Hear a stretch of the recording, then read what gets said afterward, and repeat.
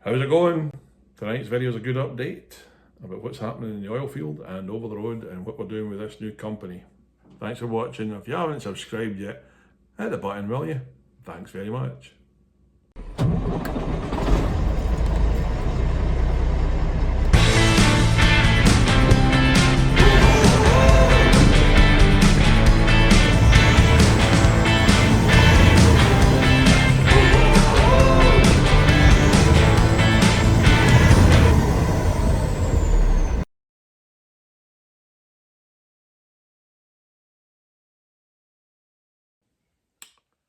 How's it going?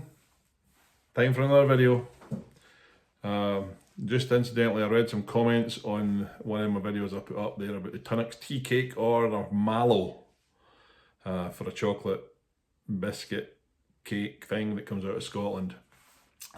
The executive decision is, for me anyway, if you drink your tea in a mug, it's a mallow. Because but if you drink it in a teacup with a saucer and your pinky sticking out, it's a tea cake. Same thing. You know what I mean? So it's a matter of smart casual or just regular. So it depends what your surrounding is. That's what I think. Enough rubbish. Anyway, oil field going great. The guys are happy down there. Get as much work as they can handle. This well switched over at the weekend, so there was about a day and a half that they were laid up, and we changed the oil and stuff in the trucks and made use of the time. So our gents down there are doing a grand job, headed up by Wes, who incidentally just interrupted me starting this video and says to say hi to YouTube. He runs oil field for us and he's got a couple of trucks leased on to the over the road gig. But he's also just about to pick up his third truck in a couple of weeks, so that'll be good for him. Looking for drivers, so he is. My son, he and his partners are put a deposit in their first truck, and if Wes is going to be ready next week, in a couple of weeks' time, they'll say theirs will be ready, so they're looking for some drivers. And young Houston, congratulations to him also. He's getting a truck. He's still going to drive for me, which is great, sensible thing to do. And he's bought a truck to put a driver in. So progress everywhere. Our dispatcher, Jeff, does a grand job for us and easy to work with for the over the road stuff. And the oil field, oh my goodness, we have got the easiest run ever. We don't even have to go to the well pad. So for more details, message us if you want a job in the oil field or a job running over the road. But things are going all right. They're shaping up. I got the engine parts delivered off to the machine shop yesterday, and they're working on them. I think they said that the injector cups are leaking, so we'll need to get them fixed in the head. And they said it needs machined, but I'm going to speak to Jeff and see what he says. He's the great oracle, the great know-all for the mechanical stuff for us. So the trucks are running good, touching the wood here. They are really. The drivers are doing great, trucks are running great, and I've just jinxed myself here. But it's good to be able to say that, because a lot of times I come on here and things are in the toilet. But for once, they're going all right. To say the least. They're running fine. We're getting them serviced. We're upgrading our tyres. Trying to get on top of everything. And there were a little experiment to split the oil field with the over the road stuff. I spoke to the insurance company today to get insurance quotes on the new company for the over the road stuff, and they said, "Oh well, we'll rewrite the policy on your oil field stuff because that should be much cheaper, if you're hauling dirt, so that should be good as well. I guess if you're hauling $150,000 with a luncheon meat or smoked salmon or whatever, it's quite a lot more to insure that than it is a box of dirt. So plus we're only working in a certain radius, we're not going across the country and into New York City and some of the hot spots for theft and damage. So So that's working out well there. We've got, what we've had to do there is quite different. We've formed a company, applied for authority, and in case anybody doesn't know, in the UK you can have an operator's license to run trucks or buses, and it's the same as your authority here, but your operator's license can sit. You don't need to have any buses on it, you don't need to have any insurance on it, and then you just need to go buy one, insure it, and run it on the road the day you get the insurance. Whereas in the US of A, you have to have insurance attached to your authority. You have to have filings, they call it, on it, Washington DC. So it takes 21 days, and it's not like dealing with Leeds in the UK where it takes anywhere from 3 months to a millennium to get things sorted out there. Sorry to slate the licensing people in the UK, but by goodness, it's so much easier here, and that's why, you can just go at it. You don't need to have financial standing, you don't need to have off-street parking, none of that stuff. You can run 100 trucks out of your tent. So, but here we have to have filings in place. That's the difference. So if your insurance expires, your operator's license expires. So you send in your application, and it's supposed to take 21 days. It sits there for 21 days, and during that 21 days you have to have your insurance company insure a truck to haul over the road or local or whatever it is you're going to be doing, and your insurance company put filings in place with the government so that they know that you're insured. If your insurance cancels, you're done. Your operator's license is invalid at that time. So it is a bit of a pain in the butt. We've just insured one of the trucks because it could take 3 weeks there, and you can't use the truck, but you've got to have it insured. Just one of those things. So we've got all that done. My bank account should be opened up this week. Fuel cards, because we've got the other company, it's quite easy to guarantee that you're not making a fresh application. We are, but I just called up the guy and said, hey, we want to split this, need some for this one. And yep, great, go for it. And what else do we do? You got to set up your factor company with the same one, you got to get your insurance. And the kind of way we're going to do it, because it's not a straightforward thing, the ones that are going over the road, it'll be with a different company name, different numbers on the side of the truck.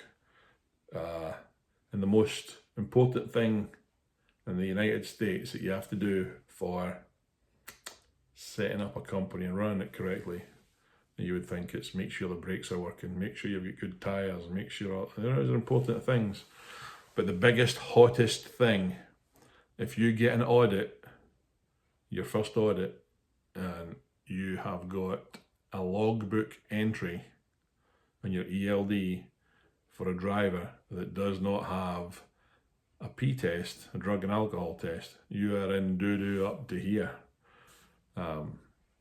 Jeff, the dispatch man up there, he's taken a tour, just a 2-hour course that you have to take, not about maintaining your logs, not about maintaining your vehicles or anything. It's how to spot a drunk driver or a drugged driver. So you've got to know how to deal with all that stuff. And the first thing you do, so the transition would be, as we're doing this, truck by truck really. First truck will come in, and we'll book the P test. He'll go for his P test. You have to fill an application. You have to send away references, and then I'll be sending references from one company to the other really. And some drivers have been here long enough, but you can't just put somebody on. You've got to wait till the results of the drug test come back. So we had 2 do it today where they run through town, went for the P test, and they'll load them tomorrow and they'll be gone. So they'll be running for the old company that's going to the oil field, run down to Florida, back up. By the time we get back up, we'll have their the results of their drug test, and then we can get some references back and all that stuff, and then change the stickers in the truck and put them from one insurance to the other. So that's how that works. It's not a straightforward shut one off one day from one company to the other. You've got to do it the right way, because you get an audit within the first 6 to 12 months. So we've got all the stuff there to keep it in line and keep all that together. So if anybody's got any idea for maintenance, how to do that, you rely heavily on a driver in this over-the-road trucking gig. Sometimes you don't see the truck for months, you know. My son came up with an idea to say maybe we'll get drivers to do a walk around once a month, video it so that we've got something there, whether they're here or not. Then you get a rough idea what stage the tyres are at.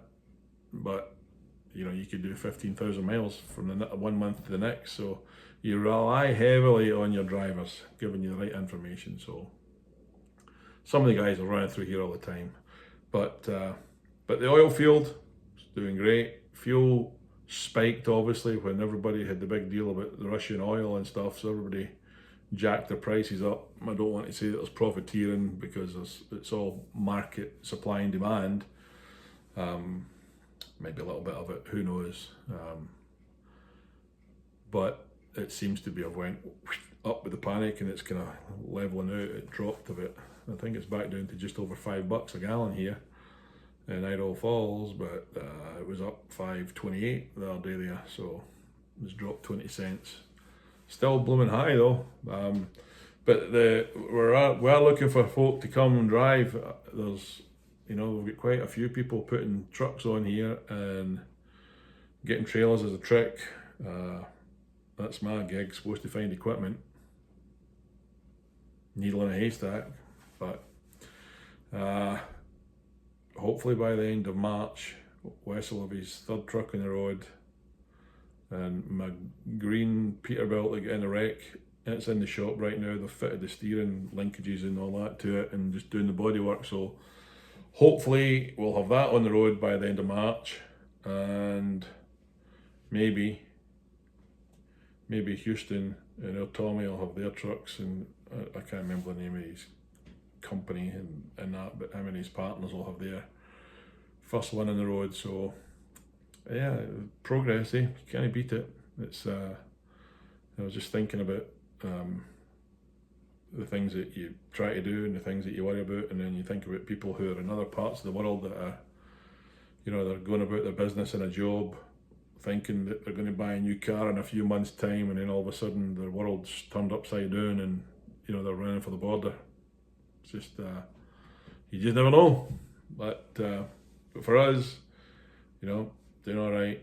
The wife's doing a grand job with the cafe there. She really keeps a good control of that, and good at managing it. So it's busy, popular little spot in the town there, and makes a change to be able to sit here and say some positivity.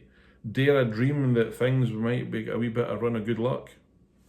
I bet you the next video I'm contradicting my statement here. But if you know anybody that's looking for work in the trucks or looking for work to go in the oil field, that is a breeze, you know, it's a breeze. Don't be thinking that you're having to climb up oil tanks and do all that, you know. You're just hauling a couple of containers empty, they load them, you take them to a yard that's not even an oil well right now, and then they take them off and put onto empty ones. I think it's about 165 miles from end to end.